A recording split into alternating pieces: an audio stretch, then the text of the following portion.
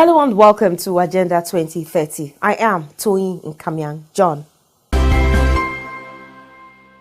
June 5, 2018 was celebrated as World Environment Day with a call on countries to step up efforts at reducing environmental pollution in line with the theme Beat Plastic Pollution. Specifically, the United Nations General Secretary Antonio Guterres gave a charge for all to refuse materials that cannot be reused. In our previous episode, we brought to you reports and highlights from the day's celebration in Nigeria, where Nigeria's Vice President, Professor Yemi Osinbajo, the Minister of State for Environment, and other speakers reiterated the need to keep the environment safe and habitable for human existence. On today's episode of Agenda 2030, we will be serving you with a recap of all that went down at the celebration and some exclusive interviews conducted by my colleague Desmond Utowen and I with guests highlighting challenges and preferring solutions to the environmental pollutions. And that will be when we return. Stay with us. Thanks for staying with us. With the challenge of beating plastic pollution remaining as daunting as ever, one key solution that was preferred by most participants at the event was recycling, which they say will not only help in preserving the environment from degradation, but will also ensure good health and create wealth. Let's hear from the Deputy Ambassador of Germany, Regina Hess, and Adrian Cleo, the Managing Director of the Hinckley Group. World Environment Day, it's great that we have it because everybody has to be reminded that the environment, we can't take it for granted and we have to do actively something to protect it from degrading.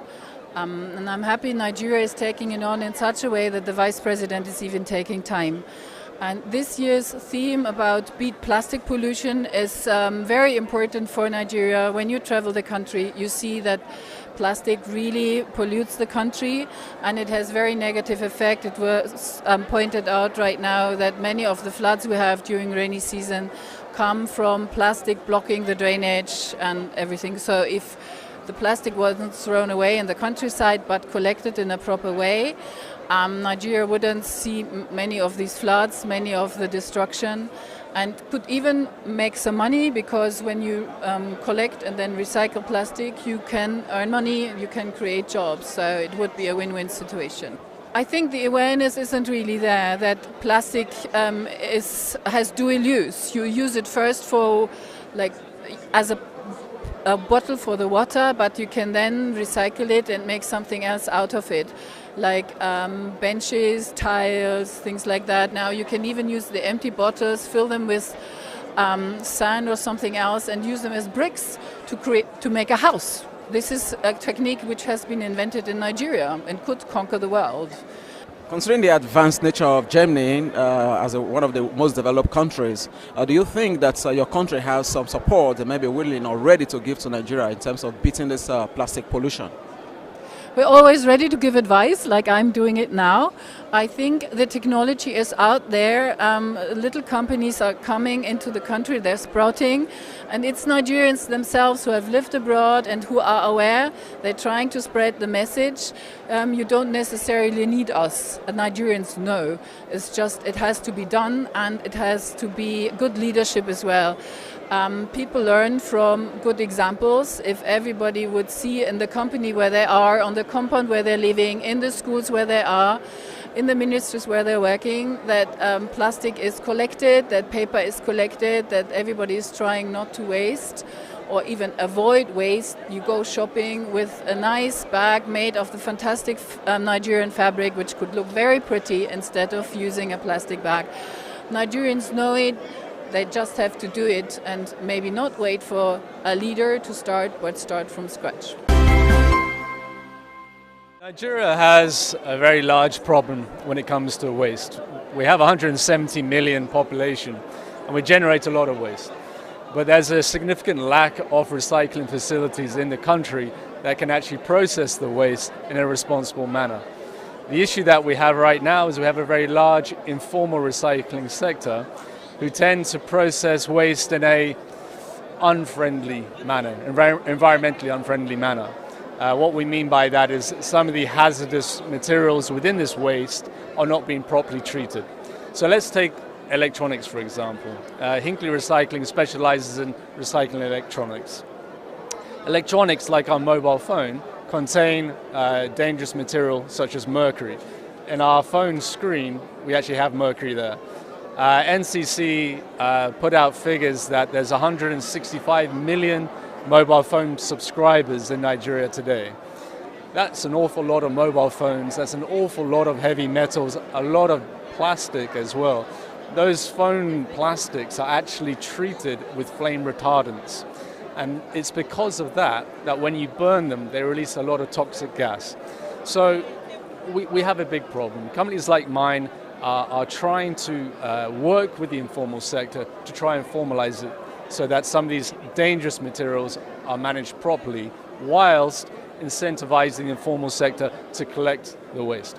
For this very program today, talking about the World Environment Day, we have a team that has to do with plastic disposal. Do you also do something in this aspect? A lot more needs to be done on plastic. I mean, this is not a Nigerian problem. This is actually a global problem. I've seen on the news today they're doing the World Yacht Race, and as they're going around the world, they're collecting water samples. And even in some of the most remote locations on the planet, in the middle of our oceans, they're finding microplastics. So it's a big issue. But when it comes to Nigeria, there have been some steps that have been taken. There needs to still be more. But one of the positive steps that I've seen has come from the beverage sector. They have worked with the Nigerian government to implement what they call extended producer responsibility, EPR systems. This is a financial model that incentivizes collectors to collect these plastics and bring them to a formal recycling organization so they can be dealt with properly. That EPR principle is one that's been adopted from other countries, and it works. There's no need to reinvent the wheel. It works, and we can adopt it here with plastics across the spectrum of different types of plastics, including e-waste plastics. So recyclers like mine, responsible recyclers, need to be able to buy some of these waste fractions from the informal sector, from collectors. The only way that we can do that effectively and sustainably is by having an EPR system. What the EPR system dictates is that the producer of the material has to pay a certain amount, a subsidy, for the end of life of that material or that fraction. So let's take a more easier example. If we take electronics, the manufacturers of these products, the Samsungs, the HPs, the Dells, they need to take some responsibility for the fact that these products are being sold in Nigeria.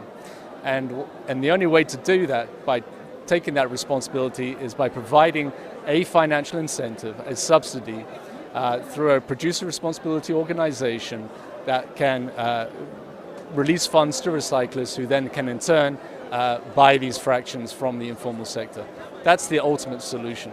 But really, we all have to change the way that we operate, the way we live. Us as individuals need to change our behavior. We are over-consuming plastics. We're using single-use plastics, straws, plastic bags from the supermarket. These are the issues that we need to really get to grips with. So, do you think we should also enact some regulatory laws to also enforce this? It can be done. I've seen it done in other countries, where my own country, UK, if you want a plastic bag at the point of retail, you will pay for that bag. So if you're in a supermarket and you need 10 plastic bags, you'll pay maybe 100 naira, 200 naira per bag. You'll see that will have a significant impact on people's mindset. They will no longer want to be using these plastic bags from the supermarket, but probably more likely will bring their own to avoid incurring that cost. So yes, regulation needs to be there, enforcement needs to be there. It's a collaborative effort. It's an international effort from United Nations. It's a federal government effort. It's local states. It's us as individuals. We all need to work together to tackle the problem. While plastic pollution remains a huge threat to the ecosystem and attracted global attention this year, Nigeria is also beleaguered by other forms of environmental challenges, which experts say also requires urgent attention. More worrisome among this is the oil spill in the Niger Delta. But is the government giving attention to this? In the next set of interviews, we spoke to the Director General of the National Oil Spill Detection and Response Agency, NOSDRA, Sir Peter Idabo, and his counterpart at the Hydrocarbon Pollution Prevention Remediation Project, HYPREP, Dr. Marvin Dekil. The National Oil Spill Detection and Response Agency was established by an act of the National Assembly in 2006. The main framework for establishment of the framework for the control of oil spills in the country, I will call it NOSIP, and that's drafting of the National Oil Spill Contingency Plan, especially when there is a tier 3 oil spill in the country, which is beyond the management of the oil companies as it is today. But apart from that, we also monitor tier 1 and tier 2 oil spills. The tier 1 is the smallest oil spill based on certain volume of oil that has been put into the environment. Normally, the oil company is supposed to have the capacity to do that. But our job is to make sure that we are there and observe, and principally to settle conflicts between the operating oil companies and the communities. That's where we have the main problems. Most of the spills that happen these days as a result of sabotage, third-party activities, and it's really a worrisome thing. But in the past, it used to be equipment failure more than what we are seeing now, and failure of other aspects or natural causes like corrosion, But over time, we have established statistics of these oil spills, oil company by oil company, and our job is to see how we can reduce the incidence in the region. We have been trying, and from the statistics, there's a gradual decline in the volume or in the number of spills that's taking place in the environment.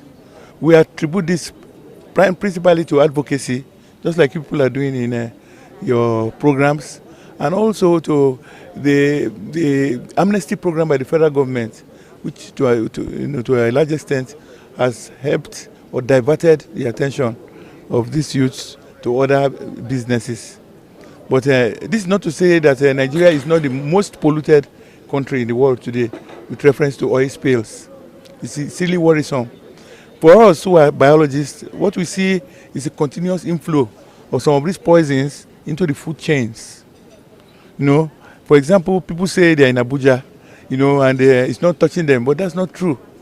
We have gotten to the extent now that it's everywhere. Environmental problems don't have boundaries.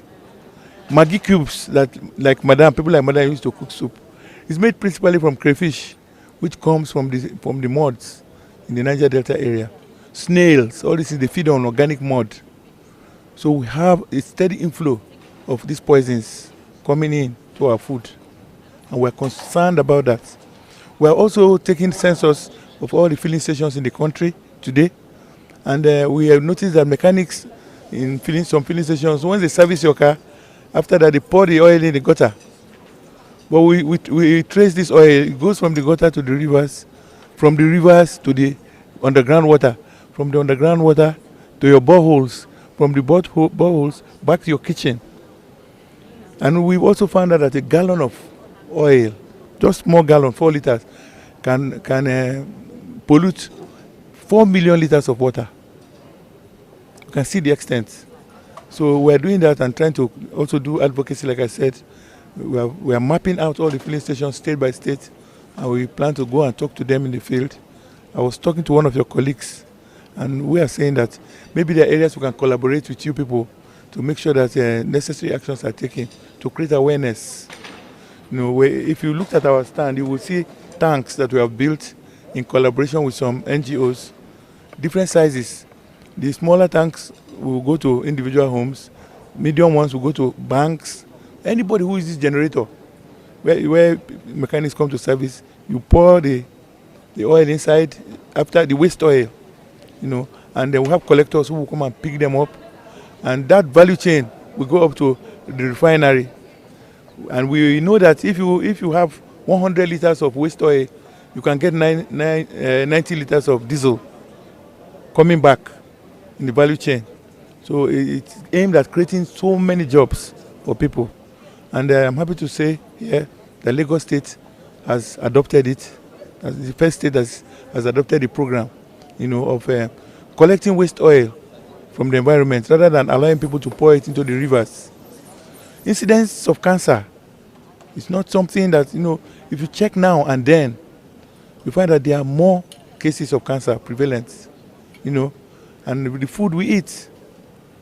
Do you understand? Okay, looking at this hazard that comes with oil spill and all of this wastage that we're talking about, do you think that we've done enough to actually prevent the occurrence? And when they happen, do you think we have also done enough to ensure that we put them to check by way of having some regulations that we check some of these, especially the big operators? Yeah, if you listen to the Chairman House Committee on Environment, one of the things he said is that they are doing well to do a NOSDRA amendment bill. There are so many lacunae in our bill that makes these oil companies to take advantage, and it's really very bad, I have to tell you. HyPrep is a project of the federal government of Nigeria to address the environmental challenges in the Niger Delta region, more specifically oil spills in the area. HyPrep has two clear mandates: to restore livelihood and to remediate impacted land in Ogoni as well as in the entire region. Now we're starting with Ogoni land again because there is an existing report from the UN which needs to be implemented, and setting up HyPrep is a clear indication of the commitment of the federal government to restoring both the environment and livelihood in the Niger Delta region.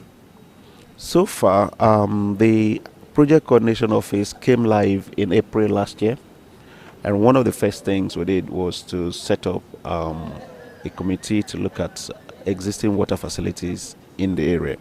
So we are on course to providing water in the region.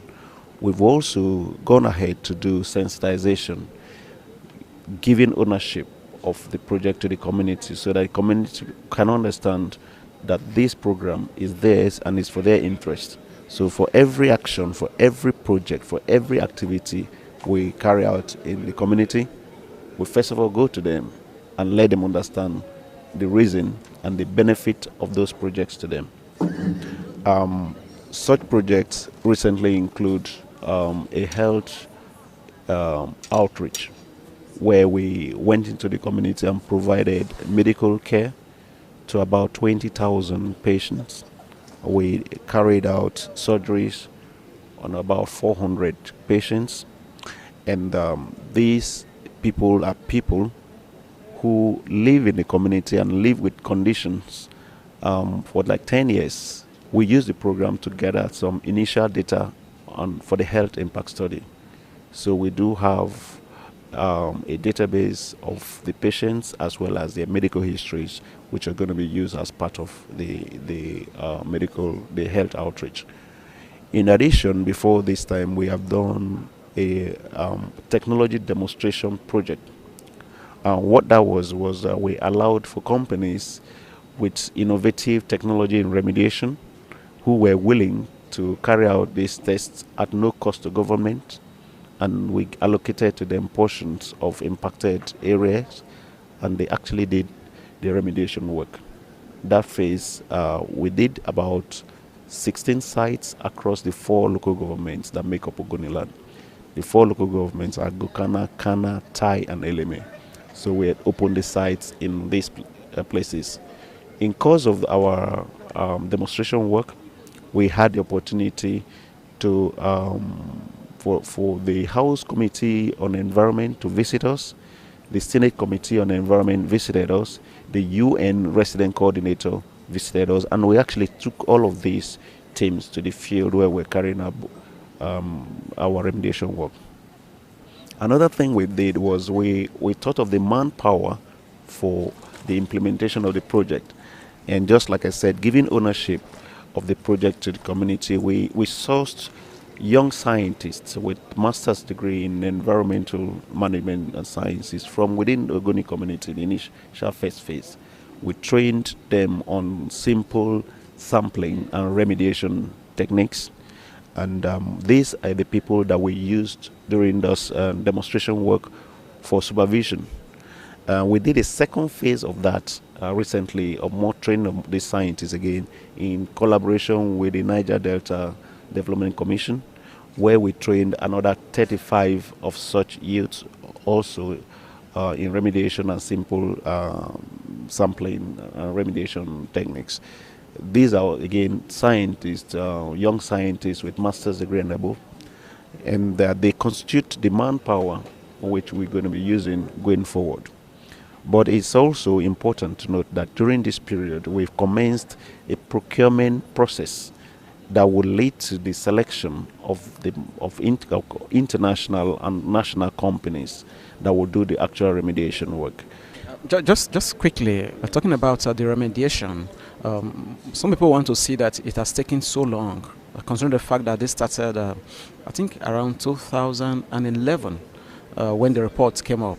Haven't we spent too much time preparing for the cleanup as against just going ahead to clean up the environment itself?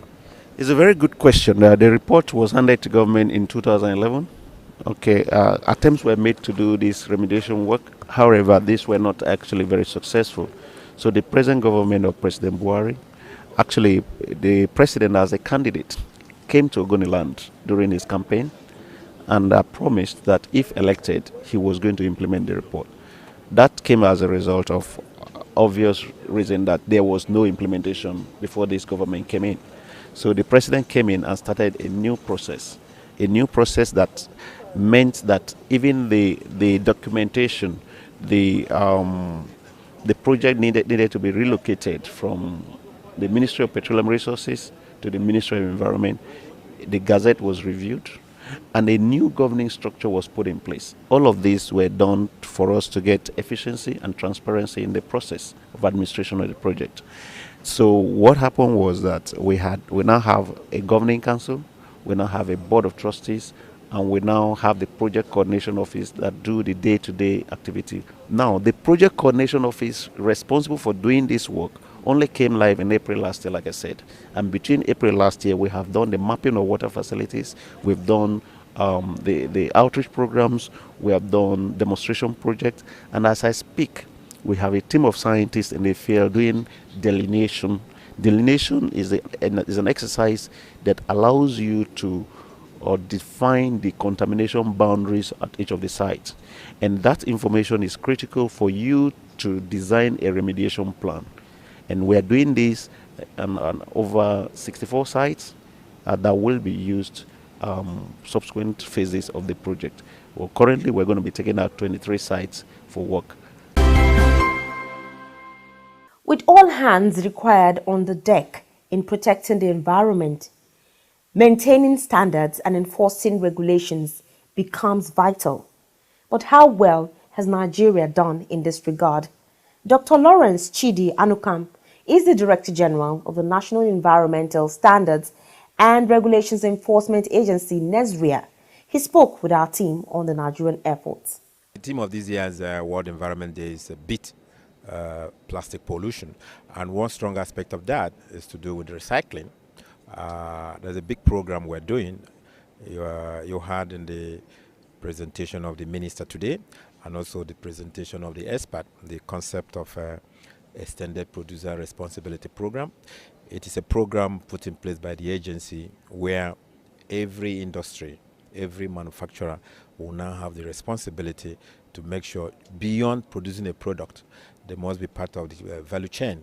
Make that they follow up the entire life cycle of that product. So beyond production, you're also going to be part of the recycling. By so doing, the whole program is supporting the concept of a circular economy.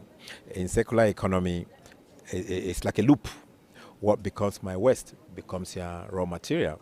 So the old paradigm of cradle to grave is no more. It's now cradle to cradle. It becomes a cradle for me to produce a product. At the end of that, it's no more a waste, it's no more grave. So it becomes a cradle for another production. So in a process, we have this loop, and it creates wealth too. So we are doing that. It's come a long way. We are doing it in various waste streams. The electronic waste stream, what they call the e-waste. We are doing it for battery waste stream. We are doing it for PET bottles, the plastics. Really, the plastic sector, the beverage sector is being championed by big companies in Nigeria, and they've registered their what is called the PRO, Producer Responsibility Organization. This is the organization that, through all the manufacturers in this area, they work together to make sure that effective implementation of the program. It's also been registered for the electronic sector. So the whole idea of the e-waste now is being like those we generate in Nigeria, how best we're going to recycle. But those coming from abroad, we are limiting that. You know, we have a regulation on that. We've sent back to various countries of origin where they have to bring into Nigeria electronic waste. You don't bring to Nigeria a product that's already dead. You know, that must be functional. The whole idea is also to discourage the use of Nigeria and Africa as a dumping ground for these dead electronic products. Remember, you can always watch this program and other episodes by subscribing to our YouTube channels on youtube.com/Fresh News TV and youtube.com/Agenda 2030 TV. You can also watch the program live on Facebook. Log on to www.facebook.com/Fresh News NG and www.facebook.com/Agenda 2030 TV. Follow us on all our social media platforms at Agenda 2030 TV on Facebook, Twitter, and Instagram. Remember to drop your comments and share with your contacts. Do use the hashtag Agenda 2030 and hashtag Agenda 2030 TV. And that has been the size of our program this week. Do keep a date with us next week as we bring you another refreshing episode. I am Toyin Nkamiang John. Thank you for staying with us.